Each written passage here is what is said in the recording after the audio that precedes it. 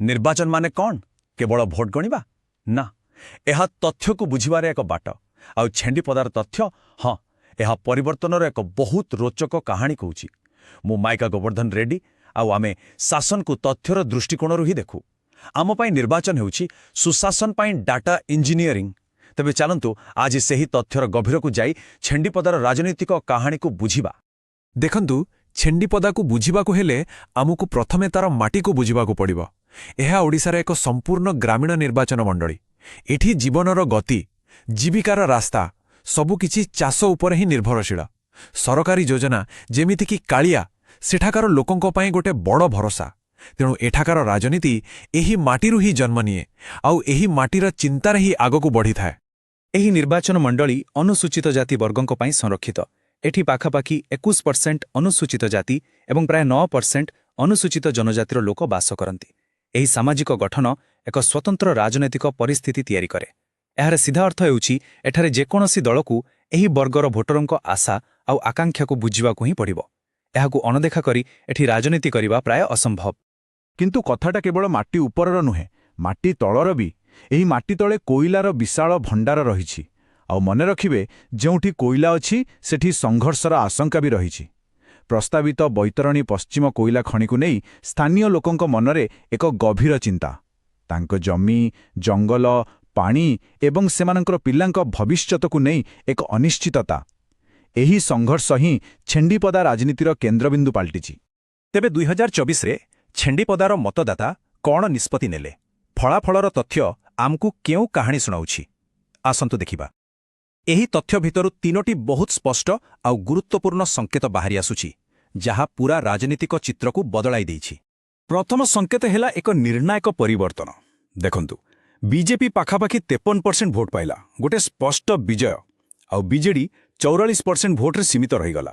15,000ରୁ ଅଧିକ ଭୋଟର ବ୍ୟବଧାନ।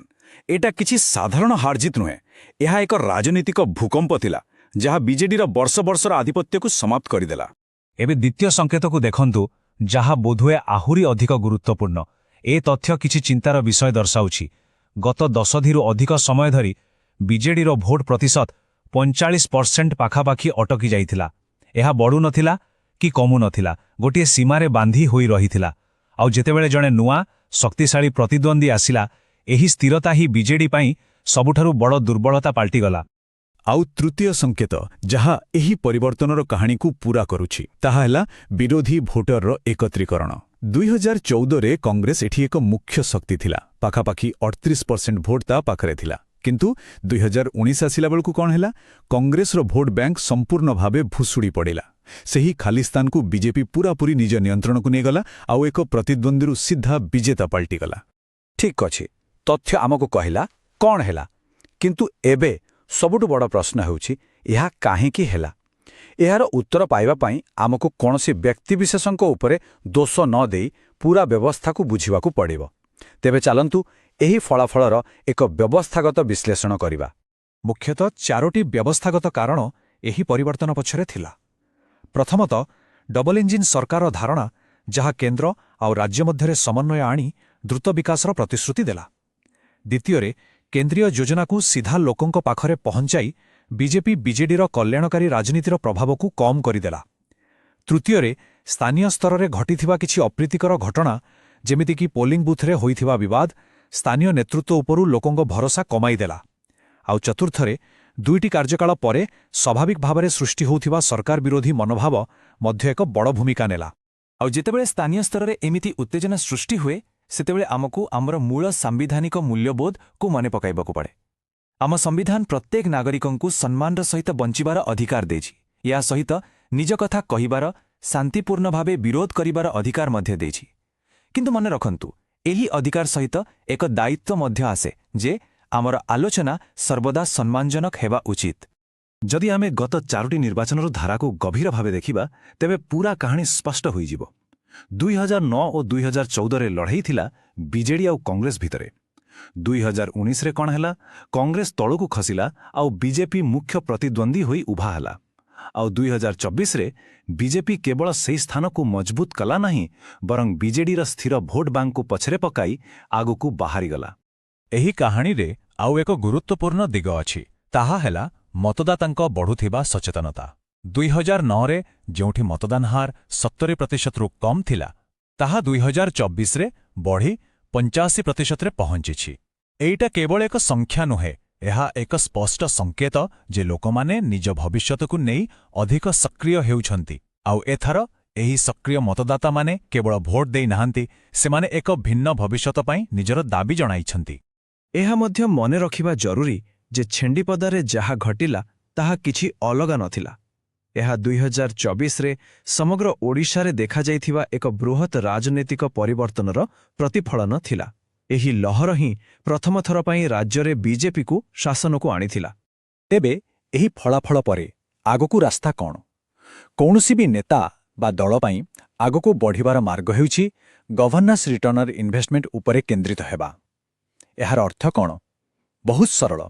ସରକାରଙ୍କର ପ୍ରତ୍ୟେକ କାର୍ଯ୍ୟ, ପ୍ରତ୍ୟେକ ଟଙ୍କା ଲୋକଙ୍କ ଜୀବନରେ ଏକ ବାସ୍ତବ ଏବଂ ମାପିହେଲା ଭଳି ସକାରାତ୍ମକ ପରିବର୍ତ୍ତନ ଆଣିବା ଦରକାର। ଏକ 90 ଦିନିଆ ଯୋଜନା ଏହାର ଆଧାର ହୋଇପାରେ। ପ୍ରଥମ ପର୍ଯ୍ୟାୟରେ ଲୋକଙ୍କ ପାଖକୁ ଯାଇ ସେମାନଙ୍କ କଥା ଶୁଣିବା ଦରକାର। କାହିଁକି? କାରଣ ବିଶ୍ୱାସ ଥରେ ଭାଙ୍ଗିଗଲେ ତାକୁ କେବଳ ବିନମ୍ର ଭାବରେ ଶୁଣିବା ଦ୍ୱାରା ହିଁ ପୁଣି ଥରେ ଯୋଡ଼ି ହୁଏ। ଦ୍ୱିତୀୟ ପର୍ଯ୍ୟାୟରେ ପରିବେଶ ଓ ଚାଷୀଙ୍କ ସମସ୍ୟା ଉପରେ ଧ୍ୟାନ ଦେବା ଆବଶ୍ୟକ, କାରଣ ଏହା ହିଁ ଛେଣ୍ଡିପଦାର ମାଟିର ଭାଷା, ତାର ଅସ୍ତିତ୍ୱର ପ୍ରଶ୍ନ। ଆଉ ତୃତୀୟ ପର୍ଯ୍ୟାୟରେ ଆଧୁନିକ ଉପାୟରେ ପ୍ରତ୍ୟେକ ଭୋଟରଙ୍କ ପାଖରେ ପହଞ୍ଚିବାକୁ ପଡ଼ିବ, ଯାହାଦ୍ୱାରା ନୂଆ ବାର୍ତ୍ତା ସ୍ପଷ୍ଟ ଭାବରେ ସମସ୍ତଙ୍କ ପାଖରେ ପହଞ୍ଚିପାରିବ। ଏହି ସମଗ୍ର ରଣନୀତିର ମୂଳମନ୍ତ୍ର ବହୁତ ସରଳ କିନ୍ତୁ ଶକ୍ତିଶାଳୀ ହେବା ଉଚିତ। କେବଳ କୋଳାହଳ ସୃଷ୍ଟି କରିବା ନୁହେଁ, ଲୋକଙ୍କ ବିଶ୍ୱାସ ଅର୍ଜନ କରିବା। କାରଣ ଶେଷରେ କାମ ହିଁ କଥା କୁହେ, ଆଉ ସଚୋଟ ପ୍ରୟାସ ହିଁ ଲୋକଙ୍କ ହୃଦୟ ଜିତେ। ଏକ ନୂଆ ନୀତିଗତ ପ୍ରତିଶ୍ରୁତି 5ଟି ମୁଖ୍ୟ ସ୍ତମ୍ଭ ପରେ ଆଧାରିତ ହେବା ଦରକାର। ପ୍ରଥମେ, କୋଇଲା ପ୍ରକଳ୍ପ ଉପରେ ଏକ ସ୍ପଷ୍ଟ ଆଭିମୁଖ୍ୟ। ଲୋକମାନଙ୍କର ନିଶ୍ଚିତତା ଚାହାନ୍ତି। ଦ୍ୱିତୀୟରେ, ଭିତ୍ତିଭୂମିର ସମୟବଦ୍ଧ ଉନ୍ନତି, କାରଣ ଖାଲି ପ୍ରତିଶ୍ରୁତିର ସମୟ ସରିଯାଇଛି। ତୃତୀୟରେ, ଏକ ଶକ୍ତିଶାଳୀ ଅଭିଯୋଗ ସମାଧାନ ବ୍ୟବସ୍ଥା, ଯାହା ଲୋକଙ୍କୁ ଅନୁଭବ କରାଇବ ଯେ ସେମାନଙ୍କ ସ୍ୱର ଶୁଣାଯାଉଛି। ଚତୁର୍ଥରେ, ସ୍ଥାନୀୟ ନିଯୁକ୍ତି ପାଇଁ ଯୋଜନା, କାରଣ ଯୁବପିଢ଼ିଙ୍କୁ ସୁଯୋଗ ଦରକାର। ଆଉ ପଞ୍ଚମରେ, ଶାସନରେ ସମ୍ପୂର୍ଣ୍ଣ ସ୍ୱଚ୍ଛତା। ଆଉ ଆଧୁନିକ ଉପାୟରେ ଲୋକଙ୍କ ସହ ଯୋଗାଯୋଗ କରିବା ସମୟରେ ଗୋଟେ ମୌଳିକ ସିଦ୍ଧାନ୍ତକୁ ସବୁବେଳେ ମନେ ରଖିବାକୁ ପଡ଼ିବ। ଜଣେ ବ୍ୟକ୍ତିର ସୂଚନା ତାର ନିଜସ୍ୱ ସମ୍ପତ୍ତି। ଭାରତର ଡାଟା ସୁରକ୍ଷା ନିୟମ ଅନୁଯାୟୀ ଯେକୌଣସି ବ୍ୟକ୍ତିଙ୍କ ସହ ଯୋଗାଯୋଗ କରିବା ପୂର୍ବରୁ ତାଙ୍କର ଅନୁମତି ନେବା, ଏକ ନିର୍ଦ୍ଦିଷ୍ଟ ଉଦ୍ଦେଶ୍ୟ ରଖିବା ଏବଂ ସବୁବେଳେ ତାଙ୍କର ସମ୍ମାନ ଓ ଗୋପନୀୟତାର ସୁରକ୍ଷା କରିବା ଅତ୍ୟନ୍ତ ଜରୁରୀ। ଏସବୁ ଆମକୁ ଏକ ଶାନ୍ତ କିନ୍ତୁ ସ୍ପଷ୍ଟ ବାସ୍ତବତା ପାଖକୁ ଆଣିଦିଏ। ଓଡ଼ିଶାର ରାଜନୈତିକ ପରିଦୃଶ୍ୟ ବଦଳି ଯାଇଛି। ବର୍ତ୍ତମାନ ଏକ ନୂଆ ଦଳ ଶାସନରେ ଅଛି। ଏହି ନୂଆ ପରିସ୍ଥିତିରେ ପ୍ରଚାରର ପୁରୁଣା ପଦ୍ଧତି ଆଉ କାମ ଦେବନି। ଏହି ନୂଆ ବାସ୍ତବତାକୁ ସାମ୍ନା କରିବା ପାଇଁ ଏକ ନୂଆ ରଣନୀତିର ଆବଶ୍ୟକତା ରହିଛି। ତେବେ ଛେଣ୍ଡିପଦା ପାଇଁ ଭବିଷ୍ୟତର ଦୃଷ୍ଟିକୋଣ କ'ଣ ହେବା ଉଚିତ? ଏକ ଏମିତି ଭବିଷ୍ୟତ ଯାହାର ମୂଳ ଏହି ମାଟି ସହିତ ଯୋଡ଼ି ହୋଇ ରହିବ, ଯେଉଁଠି କେବଳ ସମ୍ବଳର ଶୋଷଣ ନୁହେଁ ବରଂ ସ୍ଥାୟୀ ବିକାଶକୁ ଗୁରୁତ୍ୱ ଦିଆଯିବ। ଆଉ ଏମିତି ଏକ ଶାସନ ବ୍ୟବସ୍ଥା ଯାହାକୁ ଲୋକମାନେ କେବଳ ନିର୍ବାଚନ ବେଳେ ନୁହେଁ ବରଂ ପ୍ରତ୍ୟେକ ଦିନ ପ୍ରତ୍ୟେକ ଘରେ ଅନୁଭବ କରିପାରିବେ। ଯଦି ଆପଣ ଜଣେ ଲୋକାଭିମୁଖୀ ନେତା ହେବାକୁ ଚାହାନ୍ତି ଏବଂ ନିଜ ନିର୍ବାଚନ ମଣ୍ଡଳୀର ଉନ୍ନତି କରିବାକୁ ଇଚ୍ଛୁକ, ତେବେ blueprintstrategies.ai ସହିତ mgr@blueprintstrategies.ai ରେ ଯୋଗାଯୋଗ କରନ୍ତୁ କିମ୍ବା 08042041602ରେ କଲ୍ କରନ୍ତୁ। ରାଜନୀତିରୁ ଊର୍ଦ୍ଧ୍ୱରେ ଏକ ଉଦ୍ଦେଶ୍ୟ।